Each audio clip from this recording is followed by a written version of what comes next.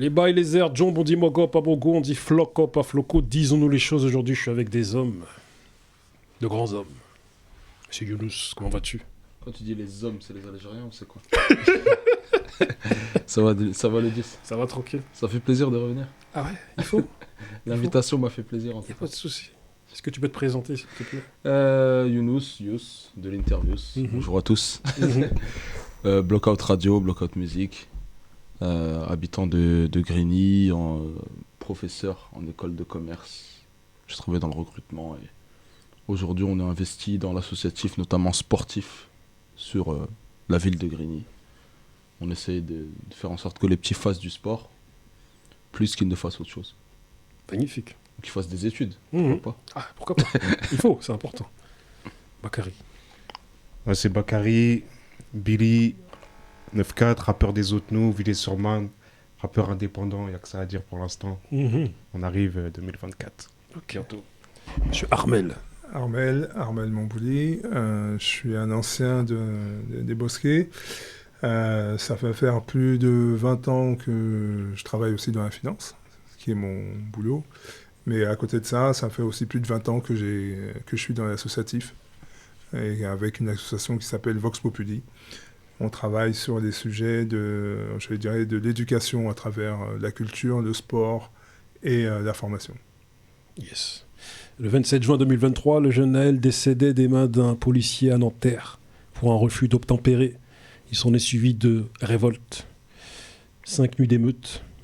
La place Beauvau a comptabilisé 5000 véhicules incendiés, 10 000 feux de poubelle, près de 1000 bâtiments brûlés ou dégradés, 250 attaques de commissariat ou de gendarmerie et plus de 700 membres des forces de l'ordre blessés.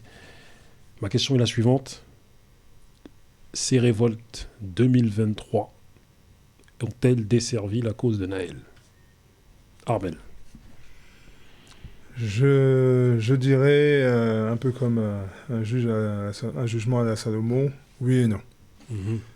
Je vais commencer par oui, parce que cette injustice et cette émotion légitime face à cette injustice, elle appelait, puisque c'était pour la première fois que devant des caméras, on avait assisté au meurtre de quelqu'un.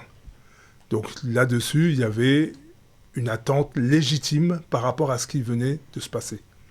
Et quelque part, les révoltes et les émeutes ont permis à finalement l'État de s'échapper pour parler d'autre chose au lieu de parler de ce qui était le déclencheur de cette émotion. Donc en cela, je dirais que ça a desservi. Maintenant, le problème, c'est que, notamment en France, quand on regarde les rapports sociaux, que ce soit dans le monde du travail, que ce soit dans le monde agricole ou autre, c'est souvent sous la forme de « montre-moi ta capacité à nuire et je t'écouterai ou pas » en fonction. On l'a vu, que ce soit au moment des retraites, des gilets jaunes, etc., etc. Donc, quelque part, c'est ce qui est inscrit dans le paysage national, c'est par la force et par la violence qu'on installe un dialogue et un début d'échange.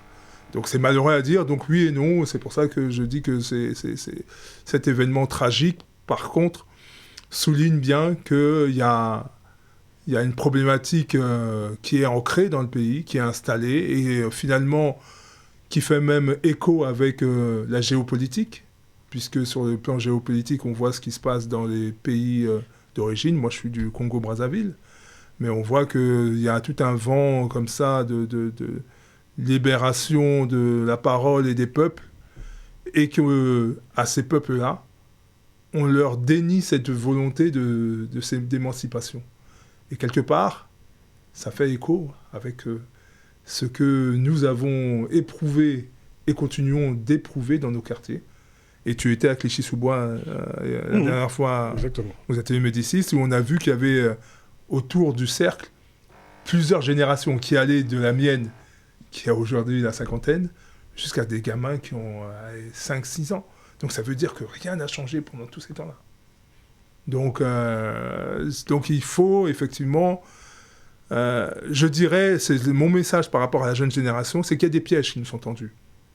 Et donc c'est en cela que je dirais que pour éviter de débattre des vrais sujets, on va provoquer les uns. C'est-à-dire que plus cette génération, notre génération, elle avance, parce que nous, on accompagne au quotidien des jeunes qui viennent des quartiers, qui ont fait des masters 1, 2, qui font des écoles de commerce, HEC, l'ESSEC, etc.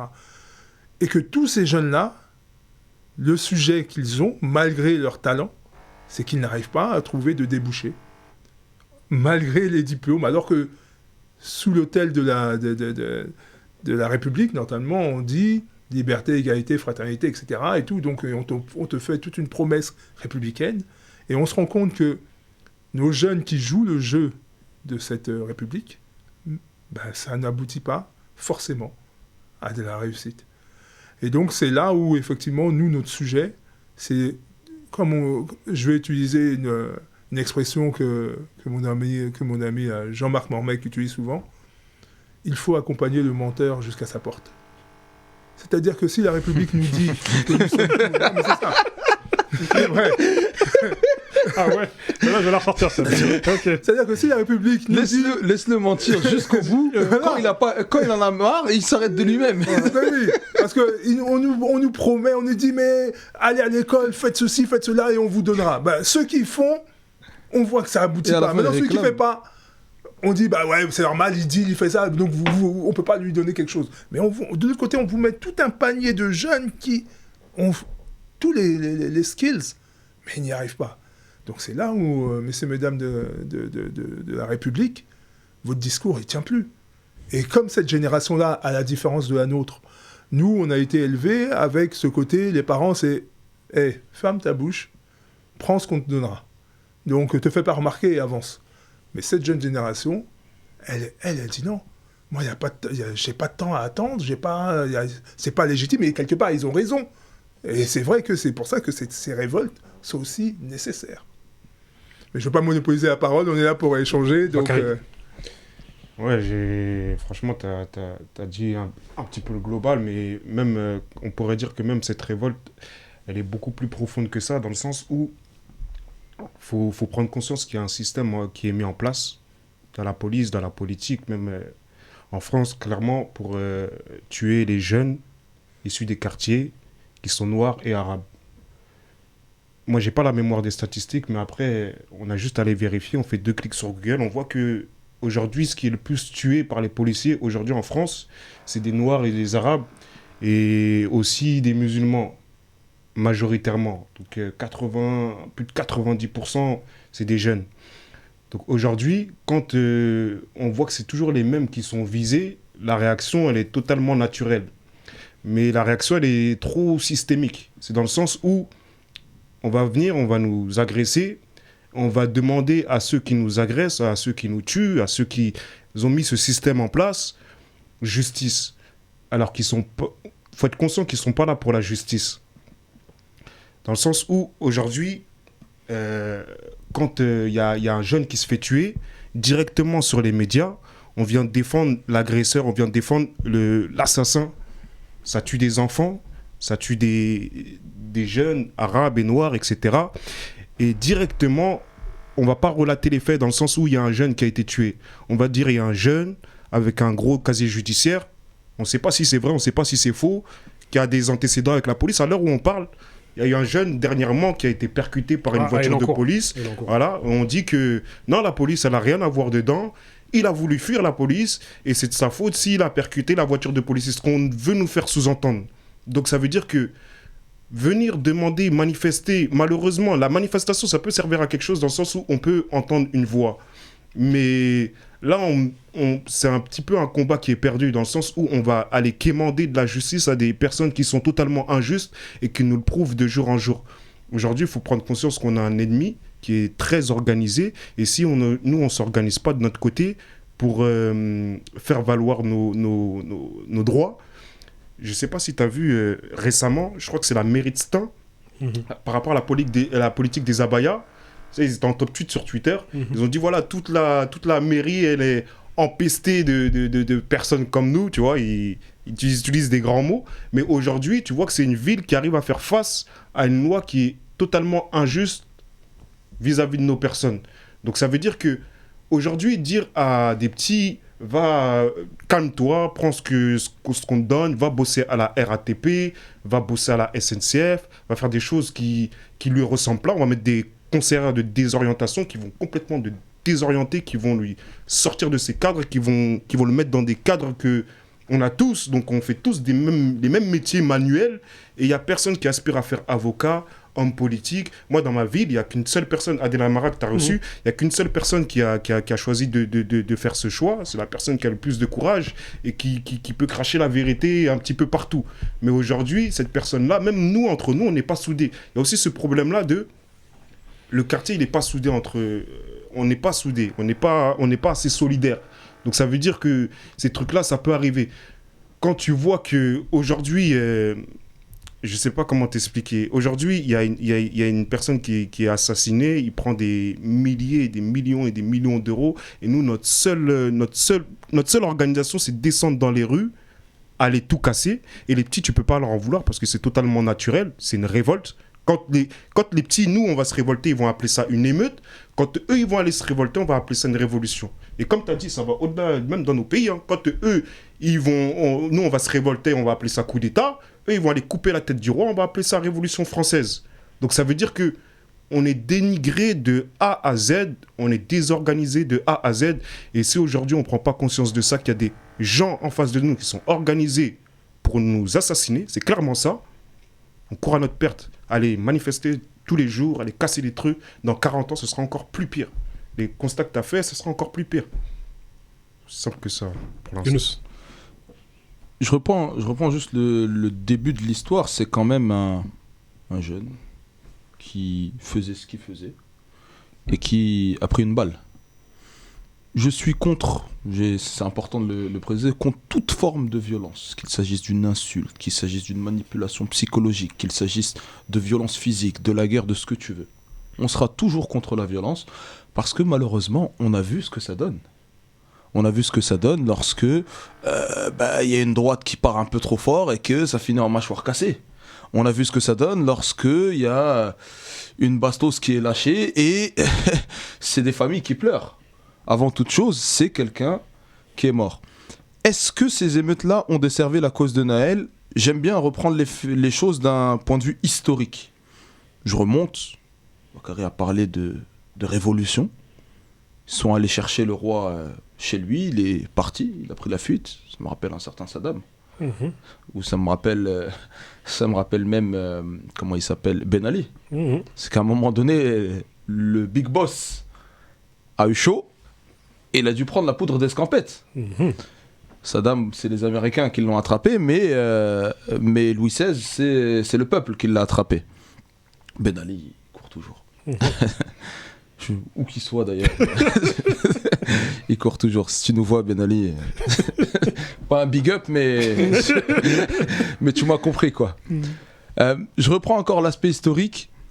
Lorsque un jeune a été violenté par la police, un jeune noir par la police, je crois que c'était à Harlem, Malcolm X, il a fait quoi ? Il a déplacé tout le monde. Il a dit on attend, on bouge pas. Mais il n'a pas fait d'émeute. Et ça a fonctionné. Alors peut-être que les choses ont évolué aujourd'hui. Tu disais des statistiques qui étaient intéressantes tout à l'heure. Tu disais un certain nombre de véhicules incendiés. Si tu peux reprendre 2-3 statistiques, là, il y en a une qui m'intéresse particulièrement. Ils ont comptabilisé 5000 véhicules incendiés, 10 000 feux de poubelle, 1000 bâtiments brûlés ou dégradés. 200... Ok, juste arrête-toi là. Ouais. La poubelle, je la stocke chez moi s'il n'y a pas de poubelle. Les véhicules, moi je vais avec au travail, le mien. Et à la rigueur, moi ça va. Grâce à Dieu, je suis dans une situation, ça va. Mais le manutentionnaire là qui est au SMIC, qui a 5 bouches à nourrir, lui c'est chaud s'il peut pas aller au travail. Lui il peut pas faire de télétravail. À l'usine, il n'y a pas de télétravail. Il peut pas rester chez lui. Moi je peux télétravailler. Mais lui il peut pas. Bâtiments brûlés, mais il y a des gens qui habitent là-bas, il y a des centres commerciaux, il y a des gens qui font leurs courses là-bas, qui vont à l'école là-bas. C'est un policier à la dérive. Alors, il a dit que voilà, ça faisait un moment, il était sous pression, etc. Donc, un policier, un individu, à la dérive. La seule chose que j'arrive à expliquer, à comprendre, mais avec laquelle je suis absolument pas d'accord, c'est la stat que tu as donnée juste après, quand tu as dit des attaques sur des commissariats. Donc, le jeune s'est voulu l'avocat de Naël, a dit « Mon client a été attaqué par une autorité, je m'attaque à cette autorité de la même façon. » En général, on ne raisonne pas un mal par un mal, mais ici, c'est ce qui s'est passé. Je ne suis pas d'accord, mais c'est ce qui s'est passé. Malheureusement, sur les 3 premières statistiques que tu donnes, ça ne sert ni la cause de Naël, ni la cause de ceux qui lui ressemblent, à savoir les personnes issues de quartiers populaires. Et je fais fi complètement de savoir si ces personnes-là sont noires, sont maghrébines, parce que je pense que les Arabes ont assez d'argent pour être sur les Champs-Élysées, ni celles qui sont musulmanes, et malheureusement, dans ces jeunes-là, il y a aussi des chrétiens, il y a aussi des asiatiques, il y a des... Enfin, asiatiques, je dis plutôt bridés, quoi, chinois, laotiens, etc. Il y a eu des Indiens aussi, dans les quartiers, il y a de tout. Il y a de tout, mais lorsque le camion brûle, ou lorsque la voiture brûle, la fumée, elle ne va pas que chez le noir, l'arabe ou le musulman. Elle va chez le blanc, elle va chez l'asiatique, elle va chez tout le monde. Et c'est en ce sens. Du coup, lorsqu'on parle de l'affaire Naël, on est obligé de parler de tout ce phénomène de rixe interurbaine qui, en réalité, fait oublier le problème fondamental. Il y a un policier sous pression parce qu'il a été surmené, parce que les policiers sont recrutés avec des standards de plus en plus faibles. Je crois que c'est 7 sur 20 aujourd'hui. 5 sur 20. 5 sur 20, on est descendu. 5 sur 20. Moi, j'avais pas mon bac à 5 sur 20 à l'époque. Ni mon brevet d'ailleurs. J'avais pas mon bac à cette époque-là. Donc, les standards sont baissés. Est-ce que ce policier avait le niveau de base ? Est-ce que peut-être il n'avait pas le niveau, mais on a trouvé le moyen de le faire progresser au point où il est le niveau ? Ça, on ne sait pas. Peut-être qu'il a le niveau finalement. Je pense qu'on ne s'est pas voulu qu'il ait le niveau. Je pense qu'il ne s'est pas voulu à partir du moment où on réduit. Le GIGN, à côté GIGN, c'est français. GIGN, je crois qu'ils n'ont que 6 balles dans le barillet. Et normalement, ils doivent interpeller la personne jusqu'à ce qu'elle rende justice. Tu sais, la personne, on ne peut pas la tirer dessus, même si ta vie elle est en danger. GIGN, ils sont formés pour aller choper les terroristes. Nous, le peuple, la police qui doit défendre le peuple, ce qu'ils arrivent, ils passent une loi en 2017, maintenant tu peux tirer sur tout le monde. Avant même, tu pouvais tirer sur tout le monde impunément. Je pense qu'il y a quand même 2 niveaux qui sont assez disparates là. C'est comme comparer, je sais pas moi, aujourd'hui même dans les écoles de commerce, Ahmed parlait d'HEC tout à l'heure, il y a quand même un écart malheureusement entre HEC et une petite école de quartier. C'est un fait, qu'on le veuille ou non. Il y a peut-être des jeunes qui sont sélectionnés de façon plus élevée, et forcément on arrive à les faire progresser un peu plus parce qu'on peut utiliser des méthodes qui sont plus complexes à assimiler.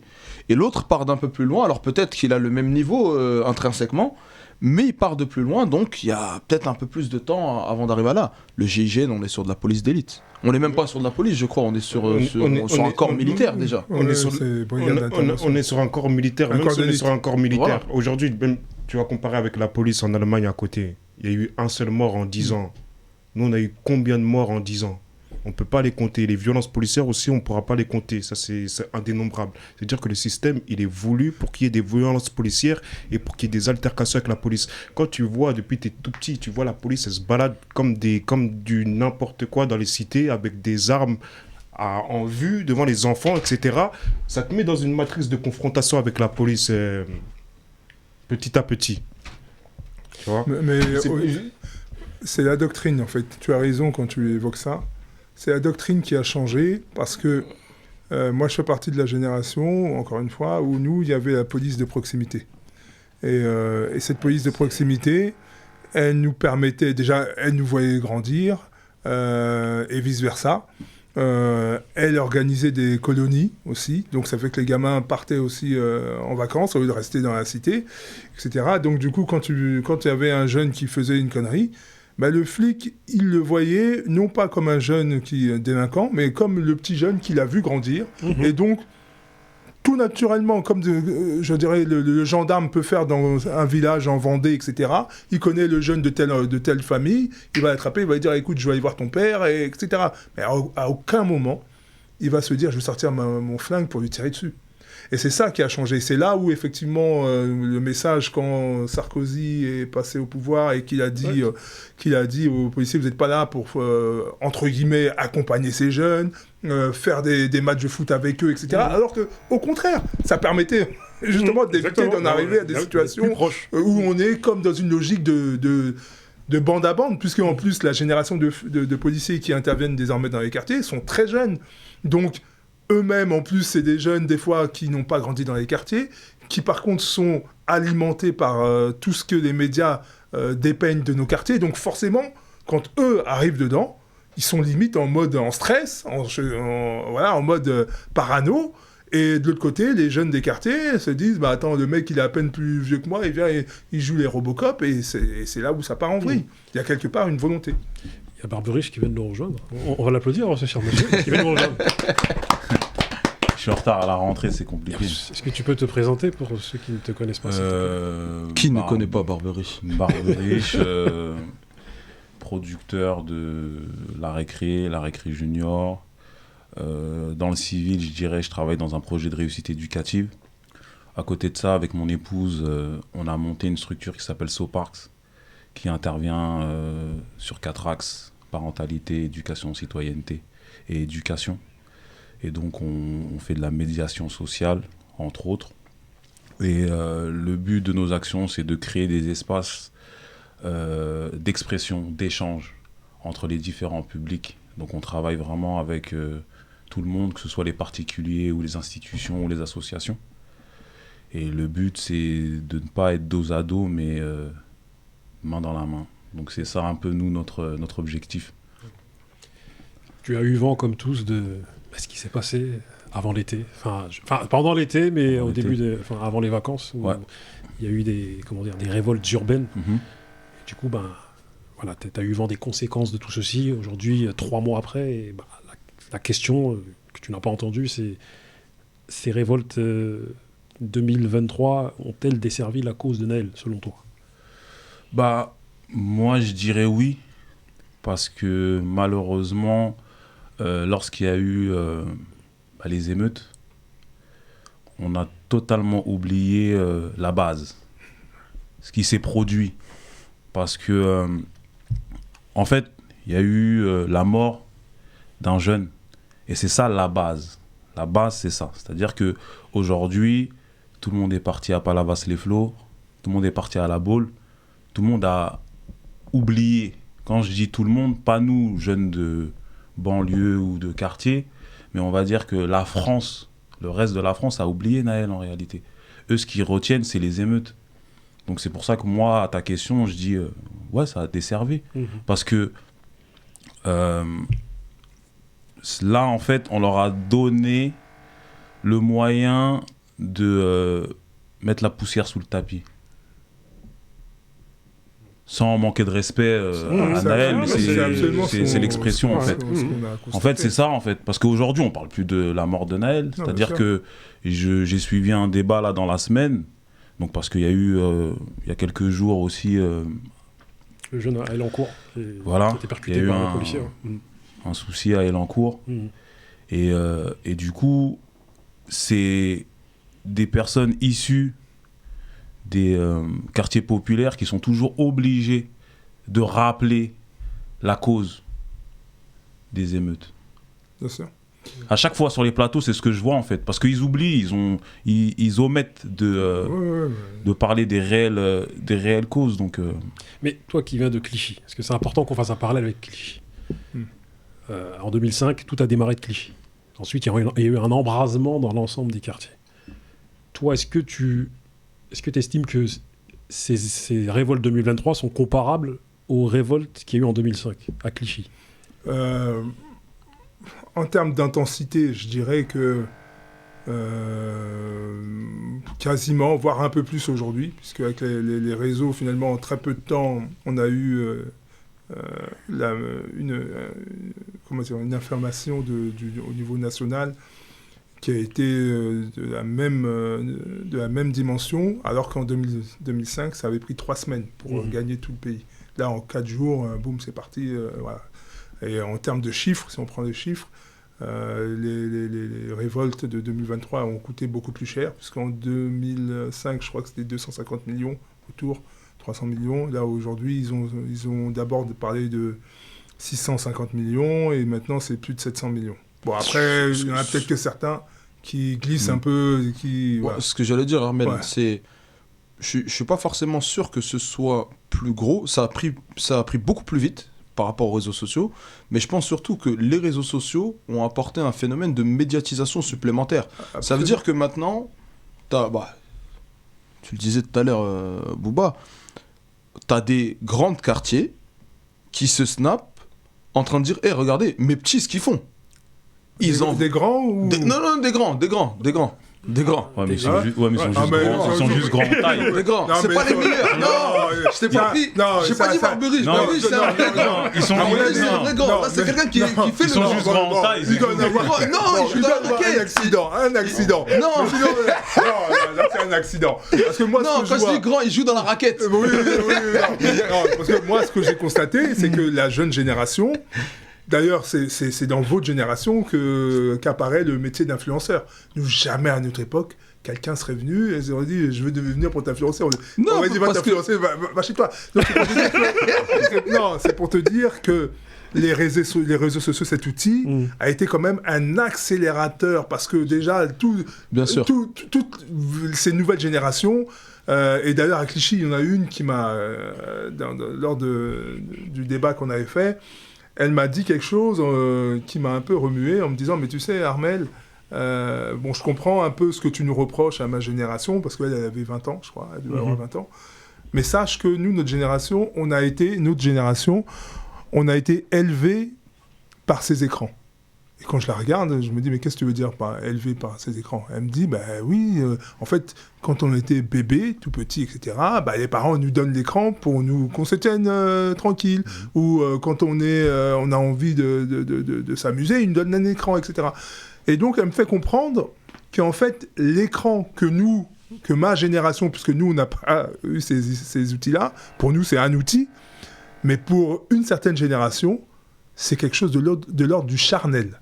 C'est-à-dire que limite, les parents physiques, biologiques, qui vont leur parler, ça va avoir moins de conséquences sur eux, d'impact sur eux, parce que eux, en tant que tout petits, ce qui les a cajolés, les a rassurés, leur a tenu office de lien, c'est cet écran. Et donc c'est comme ça, quelque part, que moi, je m'explique qu'il y a une certaine génération qui, effectivement... à la vue de ce qu'ils regardent sur les écrans, sont capables de passer du stade, je suis à la maison tranquille avec les parents, et puis les parents disent « Ben non, il est sorti !» Puis derrière, ils se transforment en démon, parce que sur l'écran, il y a eu un rendez-vous qui a été donné. Tout à l'heure, tu as utilisé un terme d'Erix, ça, il faut aussi qu'on en parle. Toi aussi, tu as dit un truc très intéressant, le côté de l'absence de solidarité entre nous. Parce que c'est le fait qu'on nous tue aussi, les uns les autres, c'est parce que qu'est-ce qu'on fait déjà dans notre quotidien aussi. Et donc, quelque part, nous, on fait partie de la génération qui avons eu à affronter l'extrême droite dans les rues, et la droite. À l'époque, c'était les skinheads. Et la police, à l'époque, elle avait pour habitude... S'il y avait une embrouille, entre guillemets, Rebeu-Renoir avec des skins, etc., c'est les skins, on les prenait, on faisait semblant de les arrêter, on leur disait, allez, repars, et puis toi, t'allais en cellule. Bon.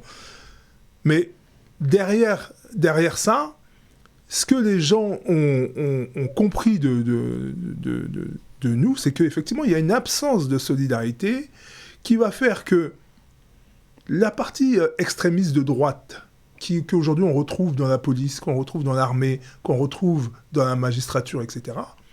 Ils savent que sur un fait divers comme un Naël et autres, de temps en temps, bon, malheureusement pour eux, c'est que Naël, il y avait une caméra. Mais sinon, des petits noirs, là, il y a eu dans le même temps, juste un peu avant, à Angoulême, un petit noir qui a été tué. C'est passé sur les radars. Et maintenant, quand on écoute les gens qui le connaissent, et quand tu vois un peu le pédigré du petit, c'était un petit qui bossait, qui allait à 4h du matin, qui allait faire ses trucs et tout. C'est pas le genre de petit que tu vas voir dans les trucs bizarres. Et ce petit, on l'a fumé. Mais sauf que le problème, c'est que comme on va dire, habitué les gens à ce que dans nos quartiers, on s'entretue, que finalement, notre vie ne compte pas, etc. Donc, quelque part, les gens, ils se permettent des choses. Donc, ça veut dire que nous... Plus, un de moins, Voilà, exactement. Parce que quand il y a eu l'affaire du petit Enzo, père son âme aussi, ce petit Enzo, là où, en gros, c'était un petit blanc dans un village, où le mec, il se fait suriner par un autre mec pour des histoires de regard. Et là, il y a une partie de la population française qui se réveille et qui dit, et on en parle dans les médias, c'est injuste. Mais nous, ça fait 4 ans qu'on accompagne les mères combattantes dans le 19e sur la question des RICS, parce que dans le 19e, 20e, tout ce coin là-bas, il y a plus de 40 morts, de gamins morts. Mais c'est comme l'affaire des Gilets jaunes, lorsque à un moment donné, il a été demandé à la banlieue de prendre part au mouvement. Fallait surtout les entre guillemets leaders, pas de leader en banlieue malheureusement, c'est ce que tu décrivais, il n'y a pas d'union sacrée, il n'y a pas de solidarité, ou en tout cas pas assez. Pas assez. Pas assez. Il y en a quand même un petit peu, sinon, même pas assez. Ou sinon de façade. Ou de façade, oui, effectivement. Ouais, non, mais c'est important de le dire aussi. Donc il a été demandé à la banlieue de prendre part au mouvement, sauf que certaines personnes, ces fameux leaders, entre guillemets, que je décrivais, ou en tout cas ces personnes qui ont un peu de portée, ont dit, mais nous, ça fait... depuis qu'on est arrivé, en fait, que c'est compliqué. Mais c'est pas de maintenant, nous, que c'est compliqué. Ça commence à faire un moment. Il y avait donc 2 interprétations possibles. Soit, fallait venir avec nous plus tôt. Soit, nous, on a encaissé 50 ans. Bon, vous en êtes qu'à 10 ans. Il vous en reste 40. Bakary, pour l'intervenir. Mais c'est ça, en fait. C'est ça que je disais, en fait. Il y a une identité qui est visée. C'est pas seulement les jeunes de quartiers populaires, dans le sens où, t'as vu, il y a des jeunes de quartiers populaires qui sont blancs, qui sont exactement comme nous. Moi, il y a des Pères, des Pierre, des Charles dans ma cité, ils cassent la gueule mal, ils sont encore plus ghetto que nous. Il n'y a pas de souci. Mais en fait, le système, l'institut de la police, il vise une identité en particulier.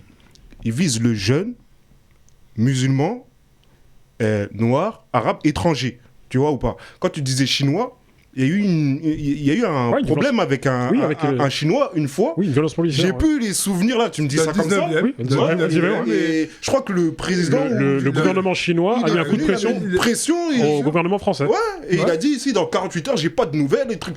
Nous, quand on va nous attaquer, nous, comme il a dit, on est tellement dans l'autodestruction qu'on n'a même pas le truc de se dire où nos vies comptent. Donc on a déjà ce truc-là on se tue nous-mêmes, tu vois, on n'a pas la valeur de nos vies. Mais moi, ce que je dis souvent et ce que je constate avec l'âge, c'est qu'en fait, on est juste dans un héritage. Ouais. On est totalement dans un héritage, c'est-à-dire que, bien entendu, parce que souvent, moi je trouve qu'il y a de la susceptibilité accrue chez beaucoup de personnes, c'est-à-dire que parfois on cible des gens. On fait une généralité, mais la généralité ne veut pas dire intégralité. Et ça, c'est très important, parce que souvent, quand on parle, on peut parler de la police, on peut parler des magistrats, on peut parler des blancs, on peut parler... nous, on parle d'un grand nombre, mais ça ne veut pas dire la totalité, parce qu'ils sont très susceptibles, et souvent, même les gens qui ne sont pas concernés le prennent pour eux. Donc c'est pour ça que c'est important de dire qu'on ne met pas tout le monde dans le même sac. Mais il y a une réalité historique. On a été dans les écoles de la République, on les a apprises, ces leçons, c'est qu'à un moment donné, le noir, d'accord, moi je le dis souvent, c'est-à-dire qu'on va n'importe où dans le globe, le noir il est mal aimé, ou il est détesté. C'est comme ça, on va n'importe où. Ah, c'est historique. N'importe où, qu'on aille en Asie, qu'on aille au Maghreb, n'importe où. Au Brésil, partout, ouais. N'importe où. Et c'est une réalité, c'est factuel. C'est-à-dire que ceux qui vont vouloir contredire, qui viennent contredire, moi j'aime bien. J'aime bien faire des bras de fer, mais c'est des faits. Donc, la réalité, c'est que toutes ces institutions, malheureusement, même s'il y a des gens qui tendent à faire changer les choses, sont fondées sur des choses, sur des fondements racistes. Et ça reste. C'est-à-dire que on peut être dans la rue, par exemple, alors que nous sommes insérés, on va se faire contrôler. Alors, je suis d'accord avec toi sur ces éléments-là, mais maintenant, moi, ce que je dirais, t'étais peut-être pas là quand je dis ça sur le plateau. Nous, on fait partie de la génération où on nous a rien donné. La liberté, on te la donne pas, ça s'arrache. Donc, et moi, je fais partie de la génération, où je suis pas là pour que tu m'aimes. Bien sûr. Je suis pas là pour que tu Je suis m'aimes. pas dans ce. Par Je contre, suis d'accord avec toi. tu vas me respecter. De gré ou de force, tu vas me respecter. Et donc, ça veut dire quoi? Ça veut dire que d'abord, la première chose, c'est d'abord de se concentrer sur soi-même, sur l'estime de soi. Réapprendre notre histoire, son histoire. C'est-à-dire que notre histoire n'a pas démarré avec l'esclavage ni la colonisation. Il y a énormément de choses qui ont été créées par nos peuples dont on n'a même pas connaissance. Et donc, ça fait que un gamin, si tu ne fais que lui passer... par exemple, on va prendre un truc tout bête. Aujourd'hui, le numérique s'est imposé comme un standard international. Si tu n'es pas dans le numérique, tu es dépassé. Tu as une boîte qui s'appelait Kodak, ça ne va pas vous parler. Si. Ok, non, mais très bien. Donc je ne sais pas si j'ai ça. Non, mais je sais pas si on a connu les appareils photo. On a connu le Minitel. Moi, je suis né avant les années 80. Moi, je suis né avant les années 80. Non, mais ok. Mais voilà, Kodak n'a pas pris le numérique, n'a pas pris le virage du numérique, elle a disparu. Disparition. Je prends cet exemple-là pour dire que voilà, dans l'Internet et dans le numérique, et dans l'informatique, sur les 9 brevets qui existent importants, 6 ont été créés par un noir. Et ce noir-là, personne autour de la table, je trouve très peu, le connaissent. Et par contre, quand il y a un noir qui deal ou qui fait des conneries ou je sais pas quoi, là, mis en valeur, entre guillemets, il y a Bertrand Naoum, c'est un béninois, franco-béninois, qui a créé un modèle révolutionnaire de l'informatique qui permet de travailler sur tout ce qui est opération, ce genre de choses. C'est un truc tellement révolutionnaire que les laboratoires américains ont investi, c'est devenu une sommité, etc. et tout. Mais ça, moi j'en parle, peut-être que quelques-uns en entendent parler. Mais... Alors, mais si je peux me permettre de te couper, en fait, moi, ce que j'ai énoncé précédemment, c'était pas pour dire, c'était pas de la victimisation, c'était juste pour répondre à la question du fait que pourquoi aujourd'hui la police a ce comportement envers les nôtres. C'était juste pour ça. Okay. Après, moi, je te rejoins totalement sur cette question d'estime de soi, de confiance en soi. Absolument. Je te rejoins totalement et c'est vraiment un discours. Et ça, il faut vraiment que nos jeunes, vous fassiez cet effort qui est de sortir de la matrix dans laquelle on vous a mis. Et donc, pour ça, ça appelle, pour vous, individuellement, déjà même à l'échelle de votre famille, de comprendre qui vous êtes sur l'arbre généalogique, quelle génération vous vous situez, pour déjà partir de cette base au niveau de la famille. Ensuite, cette famille, elle avait un environnement local, un village ou une ville. Qu'est-ce que vous étiez? Souvent, des gamins qui sont ici, quand on retourne un peu dans la généalogie, sont soit des fils de chefs de tel village, ou des fils de diplomates, fils de ceci, fils de cela. Et ici, quand ils arrivent, ils ont pris la matrix qu'on leur a mis ici et se vivent comme guetteurs, comme ça. Mais non, les gars, on a des histoires de royales. Tu vois, l'Empire du Mali, des choses extraordinaires qui étaient créées. Le Royaume du Congo, mais des trucs exceptionnels, etc. Tu vois les terres agricoles qu'on a chez nous. Aujourd'hui, si vous comprenez une chose, c'est que l'Afrique a été tellement bénie que la seule chose que les gens nous envient, en fait, c'est ce territoire. Et donc, qu'est-ce qu'ils veulent? C'est que ils nous amènent à détester cet environnement-là, ce qui fait qu'il y a plein de jeunes de nos origines, pays d'origine, qui traversent la Méditerranée et qui viennent mourir ici, alors que dans le même temps, eux ne cessent d'investir chez nous. Et donc, demain, on risque même de se retrouver à être locataires de nos pays d'origine. Une question que je vais vous poser à tous. Voilà, je reviens sur... Attends, je suis en train de... La punch est tellement forte que... Je reviens sur 2005. Voilà, tout à l'heure, tu as parlé du fait, comme dans les deux précédents plateaux, beaucoup parlé du fait qu'ils estiment que la violence est nécessaire. Il y a eu les révoltes 2005. pour beaucoup. Après 2005, à part Harry Roselmack sur TF1, à part ce mot diversité qui a été propagé à toutes les sauces. Et qu'ils ont détourné, parce que maintenant, quand on parle de la diversité, on parle de toutes les diversités, sauf ethnique. Voilà. Que s'est-il passé? Et même pour la famille de Bouna Zied, pour Clichy, pour les quartiers, que s'est-il passé? Je vais plus loin. Il a été proposé à l'époque, je sais plus c'était quel président, je crois que c'était Hollande. Il a demandé à Lilian Thuram de devenir porte-parole de la diversité. Où il y avait un rôle comme ça par rapport à la diversité. À quoi Lilian Thuram lui a répondu, mais qu'est-ce que vous entendez par diversité? Bon, il a senti qu'il y a une poudre pas claire qui était en présence, et il a dit non, ça m'intéresse pas. Fabrice Eboué, il a été invité pareil pour discuter de la cause, etc. Et il voulait parler de problèmes de fond. Et on lui a dit oui, on va mettre des noms de noirs sur des rues. Il dit c'est des symboles. C'est pas la solution. C'est pas la solution. Mais je reviens sur le fait que l'affaire Naël ait été desservie par ce mouvement. De la violence dans les quartiers, il y en a tout le temps. Et pas que dans les quartiers d'ailleurs, il y en a un peu partout. Elles sont de tous les ordres. On parlait de psychologique tout à l'heure, on parlait de violence verbale, on parlait de violence physique. Tout à l'heure, je me suis raté, j'ai franchi un peu la ligne sur la route, je me suis fait klaxonner dans tous les sens. Et les personnes ne sont pas les plus polies à ce moment-là au volant. Ah oui. Et j'étais à Paris, j'étais pas dans un quartier. Des beaux noms d'oiseaux qui sortent. Voilà, bon, on est à l'antenne, donc je vais pas, je vais rester poli, mais voilà. La violence, elle est partout. Tu parlais tout à l'heure du fait que dans les quartiers, on se fait du mal. Je regardais le Rap Contenders. Aladoum, il disait, voilà, il va prendre un peu de recul parce que dans sa ville, ça se tue quartier contre quartier toute l'année, à Massy.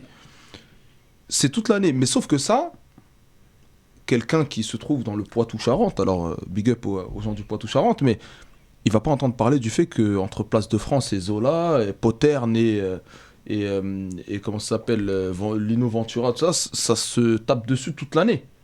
Il va pas en entendre parler. Par contre, quand il s'agit d'un phénomène avec un policier, où là c'est une puissance nationale, là ça va être surmédiatisé. Alors, vaut mieux que ce soit surmédiatisé parce que y a un problème qui est quand même conséquent et qu'il faut le régler. Mais malheureusement, encore une fois, on revient sur la même chose, on va parler du phénomène de violence et on va pas parler du fond du problème, à savoir que, encore une fois, je le répète, un policier victime de surmenage, qui à la fin a dérapé, il le regrette pas, ça c'est lui et sa conscience, et on a surtout un jeune qui est mort pour des faits quand même qui ne méritent pas la mort, selon moi. Oui, mais il faut faire attention quand on parle de policiers qui est en surmenage ou autre, parce que ce surmenage, moi je veux bien... Alors j'excuse pas, hein, attention, j'excuse pas, mais je resitue le contexte simplement. Ok. Parce que lui, il a été en surmenage, d'autres l'ont été et n'ont pas tiré non plus. Voilà, parce que je vais prendre un exemple qui va parler à tout le monde. Par exemple, la différence entre un enfant mal éduqué et bien éduqué. Un enfant mal éduqué... Il te sort ce qu'il a envie de te sortir comme de la diarrhée, ok, peu importe le lieu. C'est très romantique ce que tu viens de dire. Non, mais voilà. On est dans le romantisme. Là, c'est 14 février. Là, c'est... mais un enfant bien éduqué, face à une agression, face à un truc, il va se retenir, ok, parce qu'il se dit non, c'est pas le lieu, etc. et tout. Je me réglerai ça plus tard. Donc, ce qui veut dire quoi? Ça veut dire qu'il y a certains flics, je vais pas généraliser, qui vont savoir que voilà, mon rôle c'est ceci, c'est cela, je suis insulté tout au long de l'année, etc. Et je dois me contenir parce que mon rôle c'est d'être un flic républicain, etc. Mais à côté de ça, il y a toute une bande, c'est pour ça que je parlais du phénomène des skinheads et autres, qui ont infiltré la police, qui ont infiltré l'armée, qui ont infiltré la magistrature, et qui se laisse aller, tout simplement. C'est même pas c'est même pas que, entre guillemets, Naël ou pas Naël, c'est que, de toute façon, pour eux, on n'est pas là pour être assis à la même table qu'eux. Et donc, et c'est là où ça va même plus loin, parce que moi, je fais partie d'une génération où il n'y avait pas de drogue dans nos quartiers. C'est-à-dire que la drogue qui est venue dans nos quartiers, les seuls qui se droguaient, c'était ceux qui venaient des pays d'origine, et à la rigueur, ils se droguaient en utilisant la colle à rustine. Et donc, la drogue qui est venue dans nos quartiers, c'est ça, il faut que les gens l'entendent, elle est venue par les réseaux corses, les réseaux marseillais. Ma génération, pourquoi nous, on n'est pas rentrés dans la drogue ? Parce qu'on a vu les générations qui étaient au-dessus de nous, malheureusement, qui, les premiers qui tombaient, allaient en prison à l'époque, la prison, c'était pas considéré comme l'université par laquelle les uns et les autres on devait passer. Quand tu allais en prison, tu ressortais de prison, tu faisais profil bas. Ta famille avait honte, toi-même t'avais honte, et on te fréquentait pas comme ça. Sauf que les choses se sont inversées avec, dans le schéma, un peu comme aux États-Unis. C'est-à-dire que aux États-Unis, la mafia italienne et autres, ils prennent des liens avec le gouvernement américain pour vendre la dope dans les ghettos. Cette dope dans les ghettos, elle n'a pas pour objectif de sortir du ghetto. L'argent qui sort de cette vente, elle va servir à aller financer des mouvements contre-révolutionnaires en Amérique latine. Dans le même temps, il y a la French Connection qui se monte, qui fait ses liens avec la mafia italienne. Et donc, la French Connection, c'est qui ? C'est des Corses et c'est des Marseillais. Et donc, ils remontent la drogue où ? Dans nos quartiers. Et c'est là où on voit apparaître tous ces phénomènes qui n'existaient pas, avec, en plus, moi, à ma génération, les voyous, c'était pas les Noirs et les Arabes. Nous, les parents, ils nous disaient, c'était certains pures souches d'ici, les Johnny Hallyday que vous voyez, tout ça et tout, les Renault. Mais c'était ça, les voyous ici. On les appelait les rebelles. Ils se battaient à coups de chaîne de vélo, ils fumaient, ils se battaient, nanani, nanana. C'était eux, les voyous. Vous voyez comment, en 30-40 ans, on a tout changé, et que, en plus, là-dessus, on rajoute le rap. Le rap que nous, on a créé. Mais ce rap qu'on a créé, nous, c'était pour dénoncer les injustices. C'était pour parler d'engagement, parler de responsabilisation. Pas de victimisation, mais de responsabilisation. Là-dessus, il y a une radio que tout le monde connaît qui s'en empare. Et cette radio, elle s'appelle pas Skyrap. D'accord ? Donc, ils prennent notre mouvement et ils en font autre chose. Parce qu'ils n'en ont rien à battre de notre mouvement. Eux, la seule chose qu'ils voient, c'est le côté commercial du bordel. Et derrière, qu'est-ce qu'on montre en plus comme Matrix en termes de cinéma ? Aujourd'hui, on te met les films comme Gomorrah, Subura, El Chapo et tout, où en fait, on montre comment nos quartiers peuvent devenir des supermarchés de la drogue. Donc les petits, non seulement on leur envoie une image que vous êtes des bidons, que vous servez à rien, mais bon, si t'es pas trop con, tu peux être le petit le meilleur des bidons. Et donc maintenant, nos gamins ne passent leur temps, entre guillemets, qu'à se dire que le seul avenir qu'ils ont, c'est soit ils sont à l'usine et ils deviennent des merdes, ou ils essaient de devenir El Chapo. C'est le rêve qu'on leur a vendu, malheureusement. Ouais. Booba, toi, je voulais répondre moi à ta question, tu sais, concernant un peu 2005, la violence légitime. Ouais, c'est ça. C'est ce qui est nécessaire. Moi, souvent, je donne un exemple simple. Et tu vois, nous, on travaille dans l'éducatif. C'est-à-dire que tu as des éducateurs spécialisés, tu as même des gens qui travaillent à l'aide à la personne, ou même un prof. Aujourd'hui, un prof, d'accord, il travaille pour l'État aussi. Il est quand il est dans des zones prioritaires. On est bien d'accord que le prof, toute la journée, toute l'année, pendant des années, il voit la misère. On est d'accord ou pas ? S'il a le malheur de gifler un élève, qu'est-ce qui se passe ? Même nous, on est en charge des jeunes. Si par exemple, parce qu'on peut dire on peut être surmené, on peut dire qu'on est en dépression, on peut dire qu'on est mal payé. Mais si toi, demain, par exemple, tu tires juste les oreilles à un petit, même si c'est pas bien, tu vois, parce que j'ai dit juste, si tu tires les oreilles à un petit, qu'est-ce qui se passe ? C'est ça aussi. Parce que souvent, j'entends, moi, sur des plateaux, on a le monopole de la violence légitime ou proportionnée ou autre. Non. Il doit avoir une gestion des émotions. Leur métier est difficile, on le sait. Maintenant, si ton métier est trop difficile et que tu n'arrives pas à répondre aux attentes, tu pars. Nous, qu'est-ce qu'on nous dit, nous, au quotidien ? C'est ce qu'on nous dit ou pas, Bouba ? Si par exemple, ça fait 20 ans, 23 ans que je travaille dans l'éducatif. Si à un moment donné, je me rends compte que je supporte plus la jeunesse et qu'à chaque fois qu'il y en a un qui va manquer de respect, j'arrive pas à gérer mes émotions, je vais arrêter. Donc moi, ce que je dis aux policiers, c'est la même chose. Et que leur excuse de violence proportionnée, légitime, moi, je suis pas d'accord avec ça, moi. C'est pas normal. C'est-à-dire que ça ne reste qu'un travail. Et il est là le problème. C'est qu'aujourd'hui, certains, quand ils rentrent dans la police, ils pensent que c'est bon. On est les maîtres du monde, on peut faire ce qu'on veut. Qu'on soit au travail ou à l'extérieur, on peut faire ce qu'on veut. Non, ça ne reste qu'un travail. Vous restez des êtres humains comme nous. Mais le problème, c'est que les individus qui endossent ces uniformes pensent qu'ils sont au-dessus des lois, déjà, et au-dessus des hommes, des autres hommes. Et c'est ça le problème.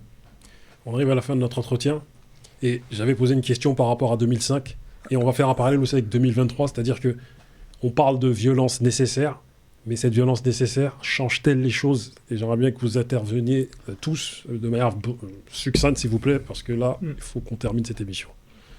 Bakary. Pour moi, elle ne change pas les choses. C'est un piège qui est tendu par l'État et on fait que de systématiquement tomber dans le même piège, à savoir casser tout ce qu'il y a chez nous. Moi, je pense qu'on devrait changer notre manière de se révolter. Il faudrait qu'on s'organise. Il faudrait que la cité elle, se politise, des systèmes économiques, d'éducation. Il faut que les associations s'associent. Je ne sais pas comment expliquer la chose. Il faudrait que les associations, par exemple, de Grigny s'associent avec les associations de Montfermeil, Villiers-sur-Marne, etc. Il faut vraiment créer un réseau. Il faut que ça soit vraiment organisé. Il ne faut pas que ça soit juste de la façade. Parce qu'il y a des gens, des fois, qui organisent des trucs juste pour enfiler la cape de Superman. Et ils veulent pas que le problème il se règle, parce que sinon ils ont plus le costume d'héros, tu vois ou pas. Donc ça veut dire que voilà, faut que les choses soient faites sincèrement et très sérieusement, parce que les adversaires en face ils sont très sérieux. Younous. Je reprends, il a parlé de rap tout à l'heure, Armel, tu as parlé d'organisation. Il a parlé de le chapeau, à défaut d'être le chapeau, il faut essayer d'être des kings, comme Martin Luther. S'organise, qu'on fasse notre propre truc. Avoir de la force. Après, il a dit un truc qu'on ne comprend pas, il a dit « Venez au KFC ». Je sais pas pourquoi il a dit ça. Ça, je vais lui poser la question « Venez au KFC ». Je sais pas pourquoi il a dit ça, mais bon. Pour ceux qui n'ont pas la référence, c'est Il sur Retour aux pyramides des X-Men. Je vais reprendre une punchline, Kerry James sur Constat amer quand il dit on est les victimes de notre propre violence. C'est un semi-remorque qui brûle, c'est quelqu'un qui va pas au travail. Il est au chômage technique. Un véhicule 7 places Renault Espace, c'est un véhicule familial. C'est quelqu'un qui n'emmènera pas ses enfants voir leurs grands-parents le week-end. Et quand on sait dans les quartiers populaires le lien que peut être la famille, c'est très important. Donc là, tu as privé des petits-enfants de leurs grands-parents et des grands-parents de leurs petits-enfants et de leurs enfants aussi, puisque le fils et la belle-fille ou le beau-fils et la fille ne viennent pas les voir. Pas parce qu'ils n'ont pas envie, mais parce qu'ils sont dépourvus de leurs moyens de locomotion. Pareil, il n'ira pas au travail, ce père de famille ou cette mère de famille. Donc, il faut peut-être réfléchir à quels sont les vrais problèmes et quelles sont les meilleures solutions. Je ne suis pas certain que la violence soit une solution. De toute façon, il n'y a qu'à voir. Lorsqu'il y a une répétition des coups dans l'éducation d'un enfant, l'enfant devient violent par la suite. J'ai bien dit une répétition. Ça ne veut pas dire qu'une petite fessée de temps en temps, c'est pas bien. Si c'est interdit par la loi maintenant. Écoute, faut que l'enfant porte plainte. Voilà. Moi j'ai vu des choses se régler à la fessée et ça a réglé le problème. Mais il y en a eu une. Il n'y en a pas eu 15 quand le problème était déjà réglé, on n'en a pas rajouté non plus.